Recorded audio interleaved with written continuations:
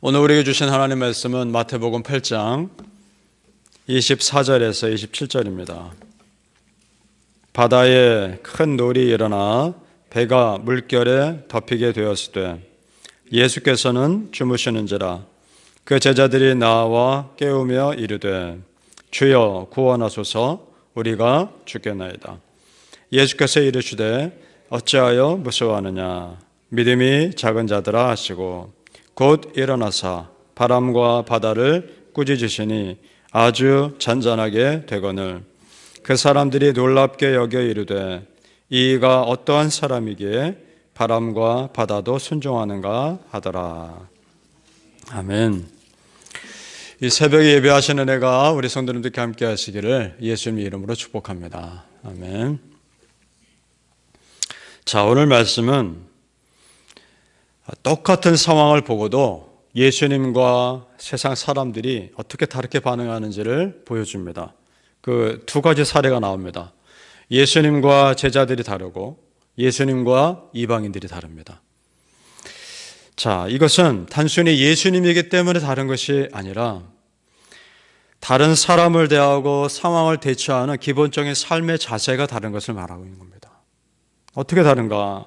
자, 갈릴리 호수를 건너는 중에 풍랑을 만납니다. 그 위기를 대하는 예수님과 제자들의 반응이 전혀 다릅니다. 예수님은 그 위기 상황에서 주무시고 계시고 제자들은 두려워 떨고 있습니다. 자, 24절, 25절인데 제가 다시 읽어보겠습니다. 바다에 큰 놀이 일어나 물결이 배에 덮이게 되었으니 예수께서는 주무시는지라 그 제자들이 나와 깨우며 가로되 주여 구원하소서 우리가 죽겠나이다. 자, 여러분 지금 이 반응 두 가지 반응이죠. 예수님 주무시고 제자들은 두려워 떨고 있고 이 상황에서 누가 더 자연스러운 반응입니까? 두려워 떨고 있는 제자들의 반응이 자연스러운 겁니다. 주무시는 예수님이 더 이상한 겁니다. 지금 이 상황에서 어떻게 태연하게 주무실 수 있을까?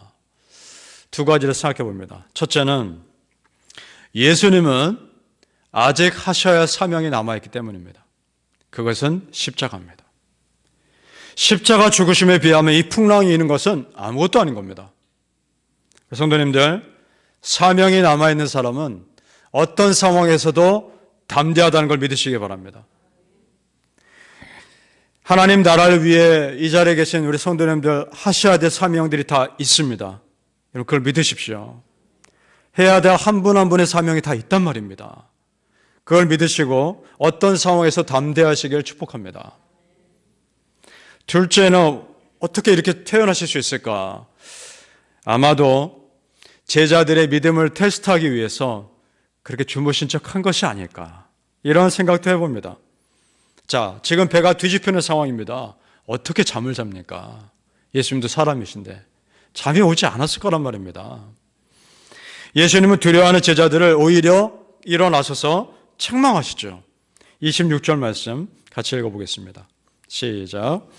예수께서 이르시되 어찌하여 무서워하느냐 믿음이 작은 자들아 하시고 곧 일어나사 바람과 바다를 꾸짖으시니 아주 잔잔하게 되거늘. 아멘. 자, 우리 생각에는 두려워 떨고 있는 제자들 안심시키고 위로하는 것이 자연스러울 것 같은데 예수님은 오히려 제자들에게 믿음이 작다라고 책망하고 계십니다. 그런 예수님의 모습이 참 냉정해 보이기도 하고 이해가 안 될 수도 있습니다. 그런데 예수님이 이전에 행하신 기적과 하신 메시지를 알면 이해됩니다. 예수님은 그 이전에 굉장히 많은 기적 보여주셨습니다. 그리고 메시지를 전하셨습니다. 도전의 메시지를. 어떤 것들이 있었느냐? 문둥병자를 제자들 보는 앞에서 치료하셨고 로마의 그 백부장의 종을 말씀 하나로 치료하셨고 이 사건이 있기 전까지는 귀신도 쫓아내셨습니다. 그리고 마태복음 6장에 보면 아무것도 염려하지 말라고 말씀하셨습니다. 오직 모든 일에 기도와 간구로 구하라고 말씀하셨습니다.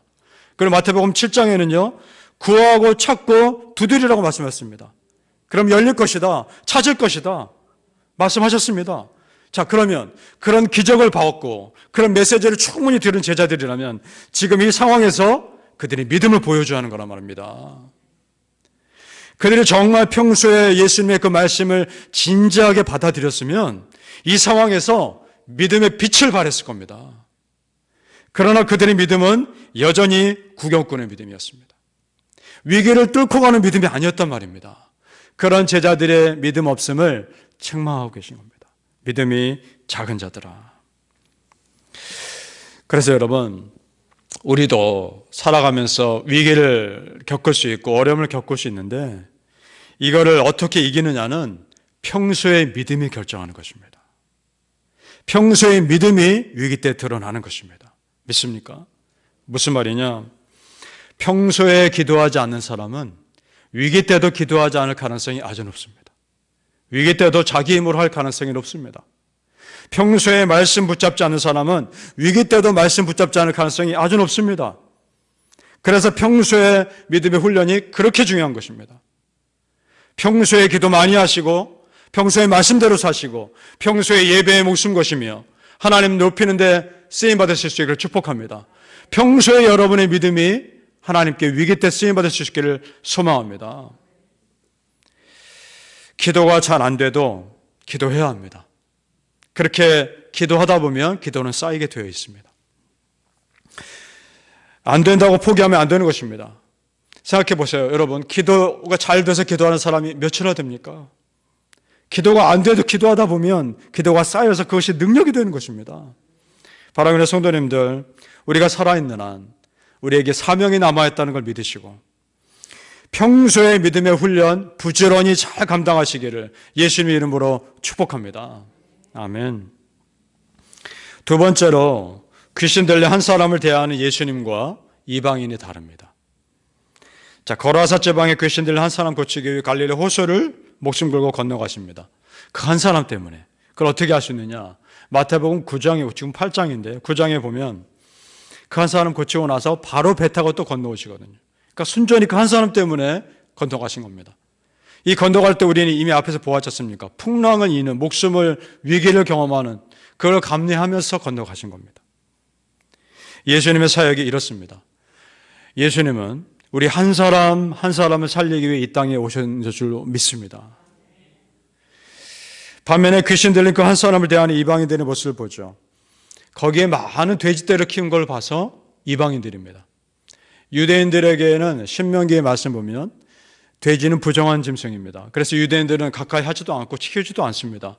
그걸 키운 걸로 봐서 이방인들입니다. 어떤 역사학자의 말에 따르면 그 거라사 지역에 로마 군대의 캠프가 있었다는 겁니다. 군인들의 식량을 대기 위해서 돼지떼를 식량으로 키우는 사람들이 있었습니다. 그렇게 돈을 벌기 위해서. 그런 이방인들이 있었던 거죠. 그 귀신 들린 사람을 어떻게 대하는지 오늘 말씀은 자세히 나오진 않은데 누가복음 똑같은 사건에 좀 자세히 기록되어 있습니다. 누가복음 8장 29절에 귀신이 가끔 그 사람을 붙잡음으로 그를 쇠사슬과 고랑에 매어 지켰으되. 아멘. 쇠사슬과 고랑으로 매어놓고 꼼짝 못하게 하고 붙들어낸 겁니다. 그 불쌍한 사람이 예수님 만나서 귀신 쫓겨났습니다. 완전히 고침받은 겁니다. 그러면 어떻게 반응하는 것이 정상입니까? 기뻐하는 게 정상 아닙니까? 그 사람들의 반응을 볼까요? 그 안에 있던 귀신, 군대 귀신이 다 나와서 돼지떼에 들어가죠.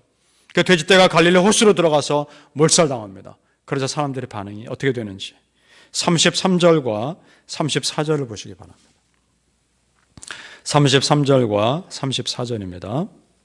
시작. 치던 자들이 달아나 시내에 들어가 이 모든 일과 귀신 들린 자의 일을 고하니 온 시내가 예수를 만나려고 나가서 보고 그 지방에서 떠나시기를 간구하더라. 아멘. 그 귀신 들린 사람이 고통에서 풀려난 건 관심 없습니다. 자기들의 재산인 돼지떼가 몰살당한 것, 그것이 싫어서 예수님을 떠나시기를 간구합니다. 좋게 표현해서 떠나시기를 간구하더라지 실제로는 욕하며 쫓아냈을 겁니다. 자기에게 선호했으면 결코 용납하지 못하는 세상의 냉정한 모습을 보여주고 있는 겁니다. 무슨 차이입니까, 여러분? 한 영혼을 불쌍히 여기는 마음이 있느냐 없느냐의 차이인 겁니다. 한 영혼을 불쌍히 여기는 마음, 그 예수님 마음 때문에 지금 우리가 이 믿음의 자리에 있는 줄 믿습니다. 기본적으로 예수님께서 사람을 대하는 자세가 진실한 겁니다. 기본적으로. 단순히 예수님이어서가 아니라. 그러면 우리도 그래야 하는 줄로 믿습니다. 예수님의 마음을 나타내는 구절이 마태복음 9장에 잘 나옵니다. 바로 뒷장이니까 한번 찾아보시면 좋겠습니다. 마태복음 9장 36절입니다. 마태복음 9장 36절. 자, 우리 찾으셨으면 같이 읽겠습니다. 시작. 무리를 보시고 불쌍히 여기시니 이는 그들이 목자 없는 양과 같이 고생하며 기진함이라. 아멘. 불쌍히 여기시니 이 마음이 우리의 마음, 우리를 불쌍히 여기시는 아버지 하나님의 마음인 줄 믿습니다. 이 마음이 말할 수 없는 탄식으로 우리를 위해 간구하시는 성령 하나님의 마음인 줄 믿습니다.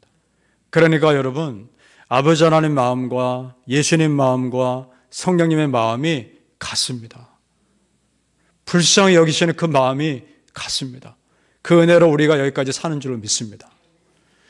우리 완벽할 수는 없지만 그렇다면 우리도 한 사람을 대하는 기본 자세가 불쌍히 여기는 마음과 진실한 마음이어야 하는 줄로 믿습니다. 사랑하는 성도님들, 평소에 우리의 삶이 성실하시길 축복합니다. 그리고 평소에 우리의 믿음의 삶이 진실하시기를 예수님 이름으로 축복합니다. 아멘. 기도하겠습니다. 아버지 하나님, 우리의 삶에 수많은 어려움들이 있을 수 있고 위기가 있을 수 있으나 그것을 평소에 믿음으로 이겨내게 하여 주옵소서. 기도가 안 돼도 끝까지 기도하게 도와주시고, 예배드리는 상황이 안 돼도 예배에 열심을 내게 도와주시고, 말씀을 붙잡는 상황이 어려워도 끝까지 말씀 붙잡는 그런 믿음의 사람이 되게 하여 주옵소서. 이런 예배와 말씀과 기도의 평소의 믿음의 신앙의 훈련이 결정적인 순간에 빛을 발하게 하여 주시옵소서. 위기 때 우리의 믿음을 드러내게 하여 주시옵소서. 풍랑이 있는 상황에서도 두려워 떠는 자들이 아니라 담대하게 맞설 수 있는 믿음의 사람들이 되게 하여 주시옵소서. 감사하며 예수님 이름으로 기도합니다. 아멘.